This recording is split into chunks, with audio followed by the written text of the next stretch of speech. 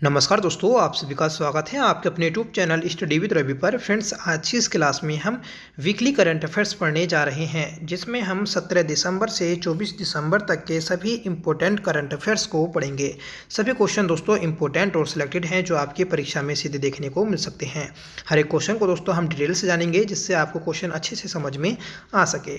तो चलिएगा शुरू करते हैं आज की अपनी इस क्लास को, जिसका पहला क्वेश्चन है कि logistics easy in various states LEADS report 2023 में उत्तराखंड को किस श्रेणी के अंतर्गत रखा गया है।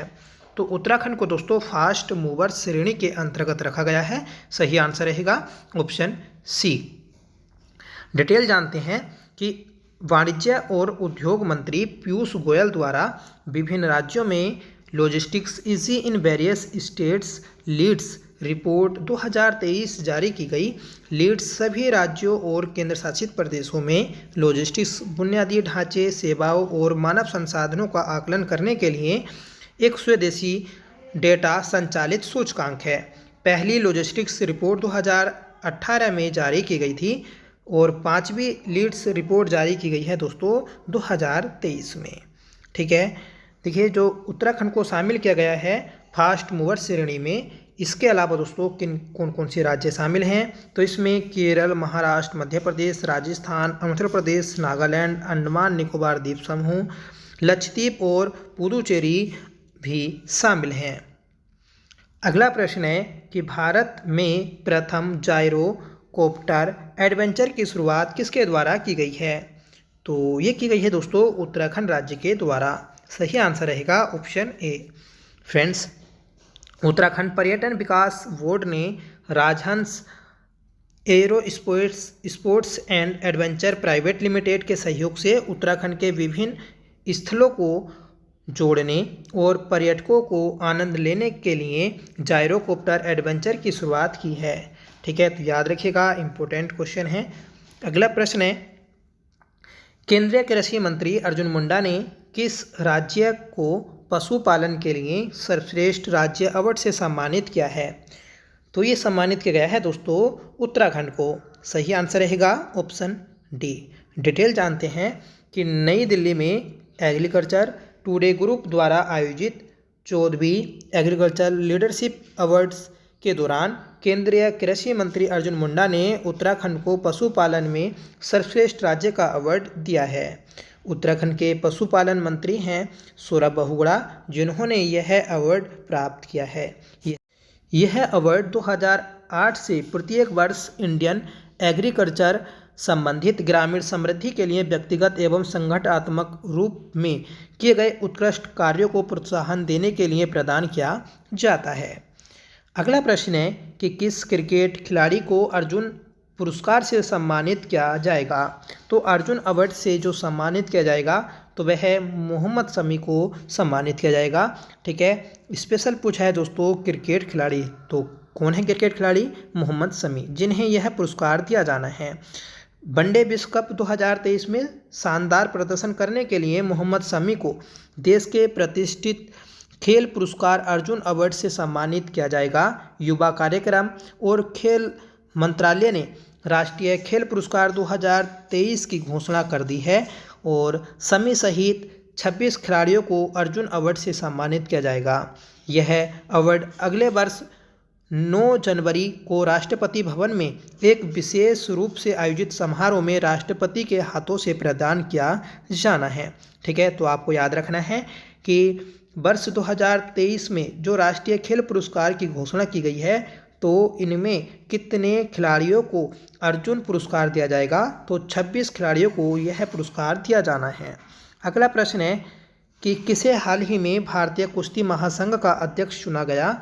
तो ये चुना गया है दोस्तों संजय सिंह को। सही आंसर रहेगा ऑप्शन डी। आप याद रखिएगा कि भारतीय कुश्ती महासंघ का अध्यक्ष कौन बने, तो ये बने हैं दोस्तों संजय सिंह। इससे पहले कौन थे? तो इससे पहले थे दोस्तों ब्रजभूषण शरण सिंह। ठीक है, जो कि एक बीजेपी नेता थे। ठीक है, इन पर दोस्तों यौन शोषण के आरोप लगे थे, जिस कारण काफ़ी विरोध के बाद इन्होंने अपने पद से इस्तीफा दिया है। ठीक है, अगला प्रश्न है कि पीएम विश्वकर्मा योजना के लिए कितने करोड़ रुपए आवंटित किए गए तो दोस्तों पीएम विश्वकर्मा योजना के लिए 13,000 करोड़ रुपए आवंटित किए गए हैं।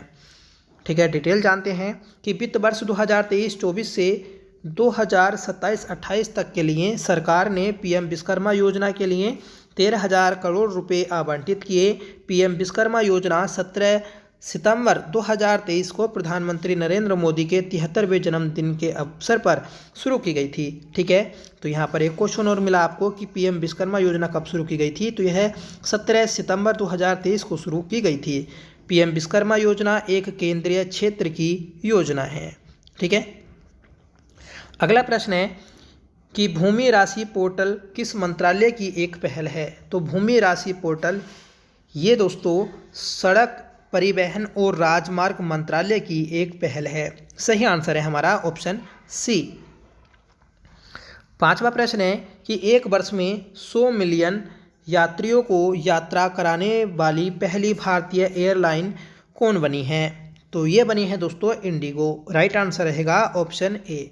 इम्पोर्टेंट क्वेश्चन है दोस्तों, क्योंकि ये भारत की पहली एयरलाइन है जिसने एक वर्ष में 100 मिलियन यात्रियों को सेवा दी है। डिटेल जानते हैं कि भारतीय एयरलाइन इंडिगो एक वर्ष में 100 मिलियन यात्रियों को ले जाने वाली पहली भारतीय एयरलाइन बन गई है।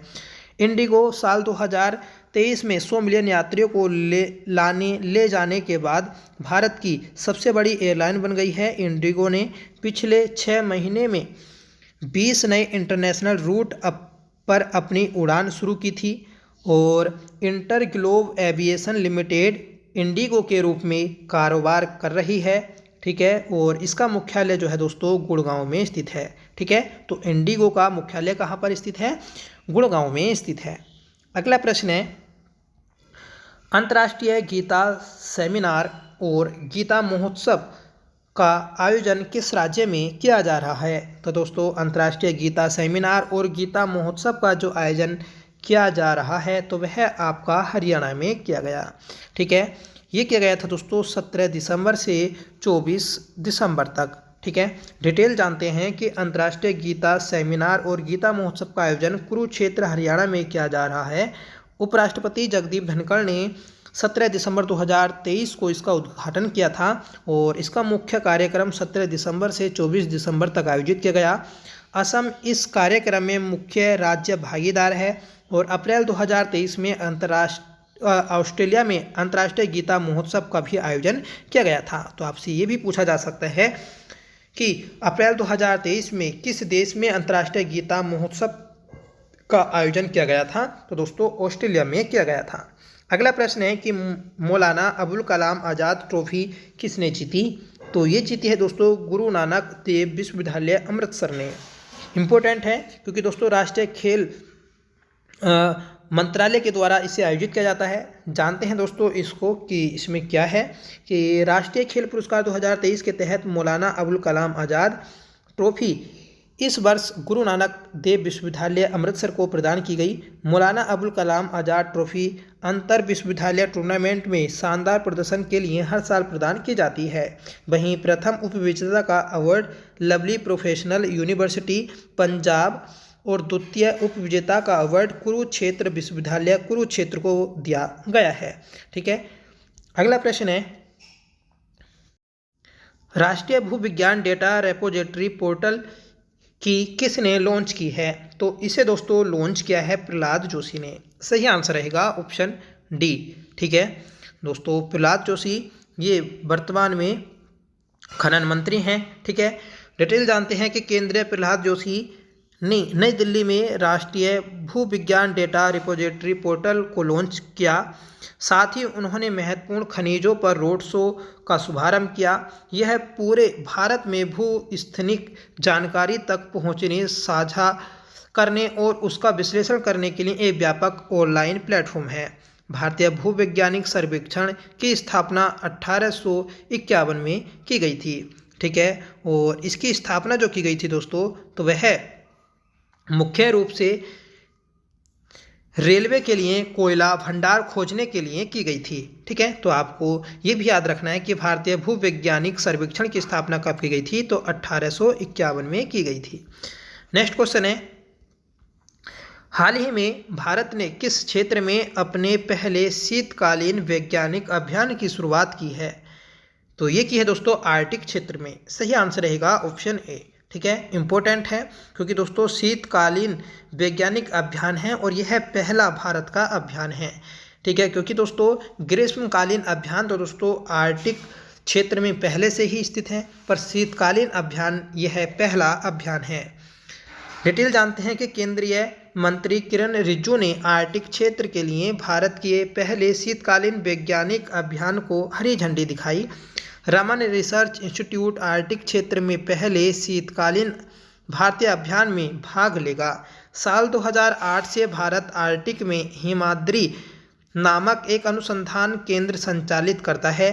ठीक है, जो ज़्यादातर गर्मियों अप्रैल से अक्टूबर के दौरान संचालित होता है। ठीक है, तो आपसे भी पूछा जाएगा कि आर्कटिक क्षेत्र में हिमाद्री नामक एक अनुसंधान केंद्र भारत ने कब स्थापित किया? तो वह दोस्तों 2008 में स्थापित किया था। ठीक है, अगला प्रश्न है कि किसे हाल ही में भूटान के प्रतिष्ठित national award of merit gold medal से सम्मानित किया है? तो ये क्या है दोस्तों? पूनम खेत्रपाल को। इम्पोर्टेंट क्वेश्चन है कि WHO दक्षिण पूर्व एशिया की क्षेत्रीय निदेशक पूनम खेत्रपाल सिंह को विशिष्ट सेवाओं के लिए भूटान के प्रतिष्ठित national award of merit gold medal से सम्मानित किया गया। पूनम पंजाब कैडर की सेवानिवृत्त IAS अधिकारी हैं। भूटान किंग जिगमे खेसर नामग्याल वांगचुक ने भूटान के 116वें राष्ट्रीय दिवस समारोह में इन्हें यह पुरस्कार दिया है। ठीक है, तो याद रखिएगा, इंपॉर्टेंट क्वेश्चन है। अगला प्रश्न है कि अंतर्राष्ट्रीय मानव एकजुटता दिवस प्रति वर्ष कब मनाया जाता है? तो ये फ्रेंड्स 20 दिसंबर को मनाया जाता है। सही आंसर रहेगा ऑप्शन सी। अंतर्राष्ट्रीय मानव एकजुटता दिवस इंटरनेशनल ह्यूमन सोलिडेरिटी डे प्रतिवर्ष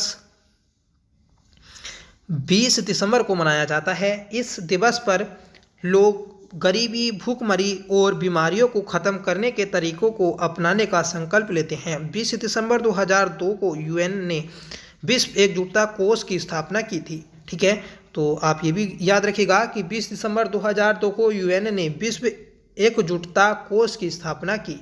ठीक है, जिसके द्वारा अंतर्राष्ट्रीय मानव एकजुटता दिवस मनाया जाता है 20 दिसंबर को। अगला प्रश्न है कि मिस्र के राष्ट्रपति कौन हैं जिन्होंने तीसरी बार राष्ट्रपति का चुनाव जीता है? तो मिस्र के राष्ट्रपति बने हैं दोस्तों अब्दुल फतेह अल सीसी, जिन्होंने तीसरी बार राष्ट्रपति का चुनाव जीता है।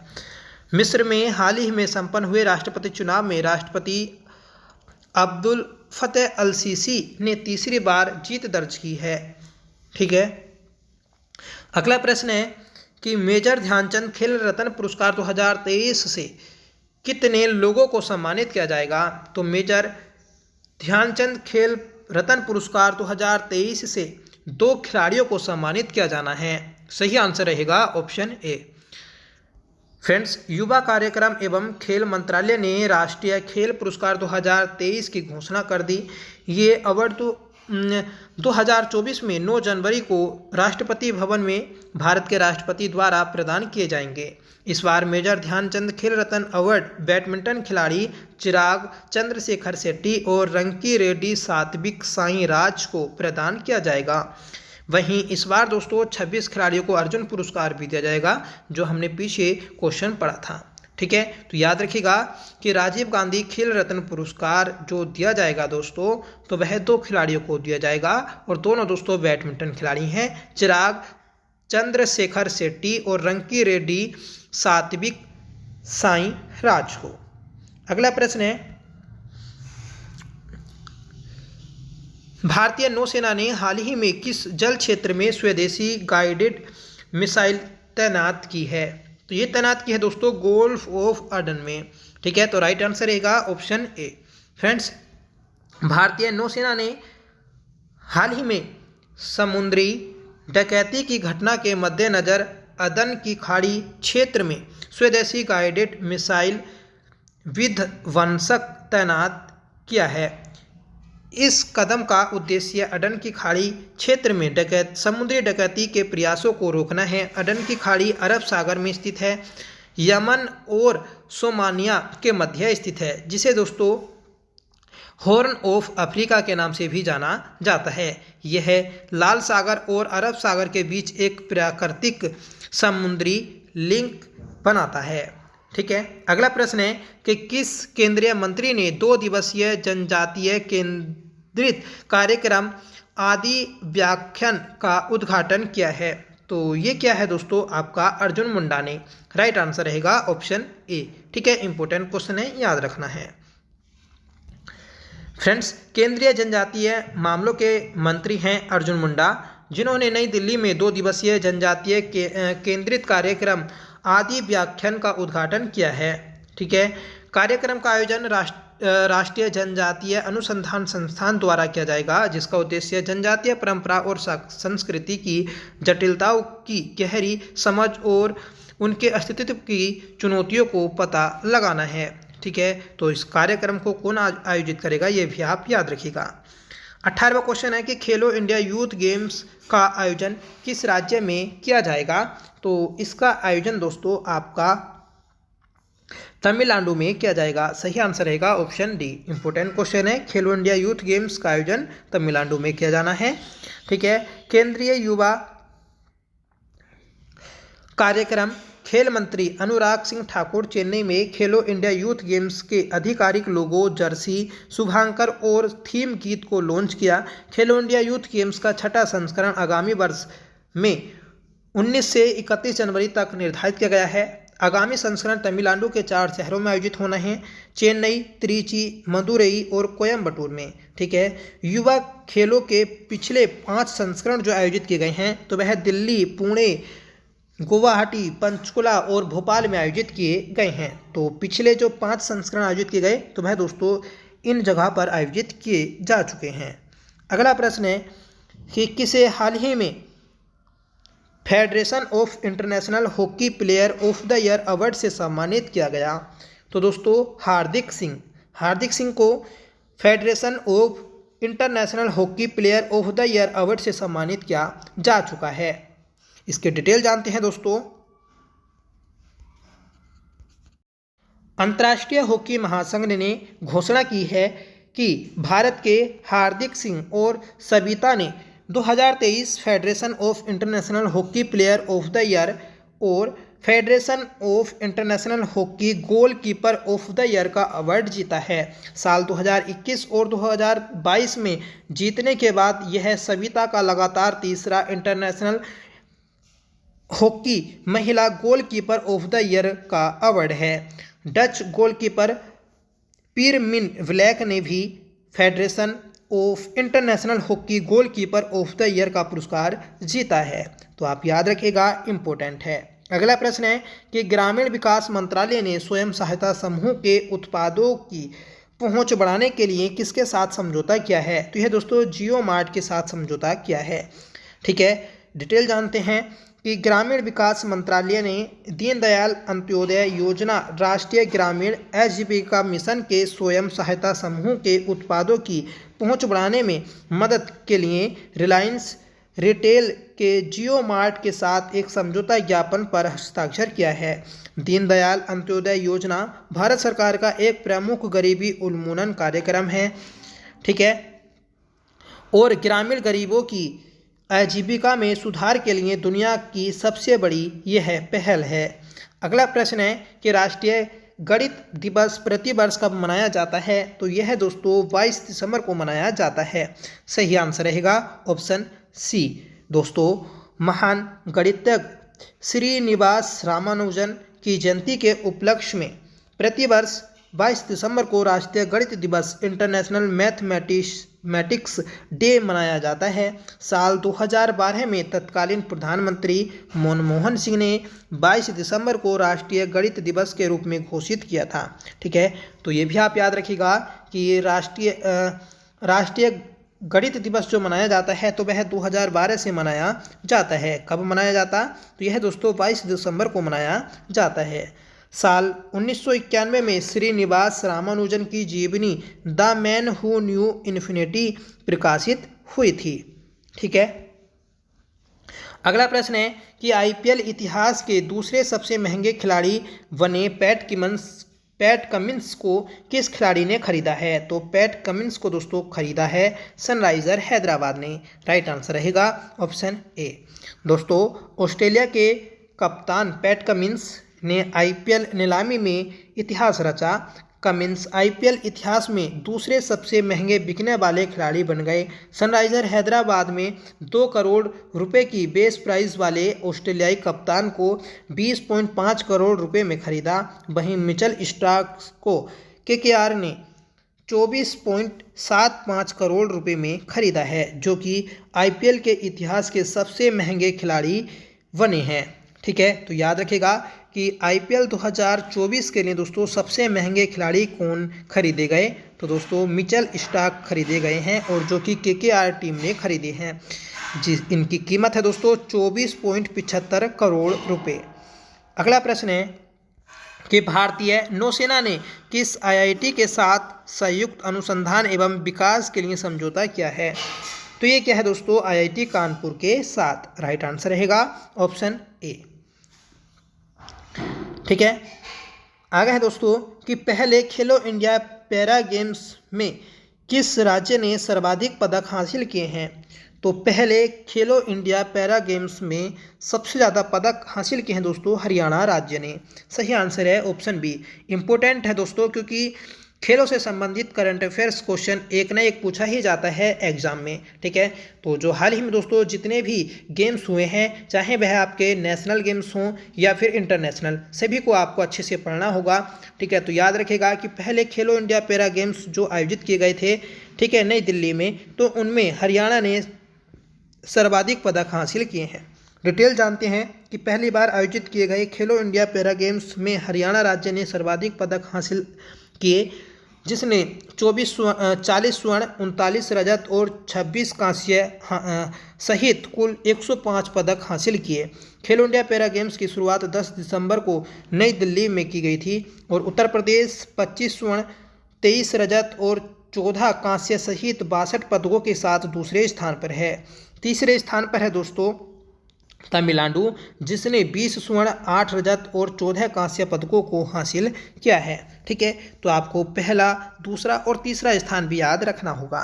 अगला प्रश्न है कि किसे छत्तीसगढ़ राज्य विधानसभा का अध्यक्ष चुना गया है? तो ये चुना गया है दोस्तों रमन सिंह को। राइट आंसर रहेगा ऑप्शन बी। ठीक है, और छत्तीसगढ़ के जो नए मुख्यमंत्री बने हैं तो वह दोस्तों आपके वासुदेव साय को बनाया गया है। ठीक है, तो ये भी आप याद रखिएगा। तो ये थे दोस्तों आज के हमारे सभी इंपॉर्टेंट और सिलेक्टेड क्वेश्चन। आई होप आपको पसंद आए होंगे और ये क्वेश्चन दोस्तों आपको एग्जाम में भी ज़रूर हेल्प करेंगे। ठीक है, तो चलिएगा मिलते हैं दोस्तों नेक्स्ट क्लास के साथ। तब तक के लिए bye. Thank you so much for watching. जय हिंद।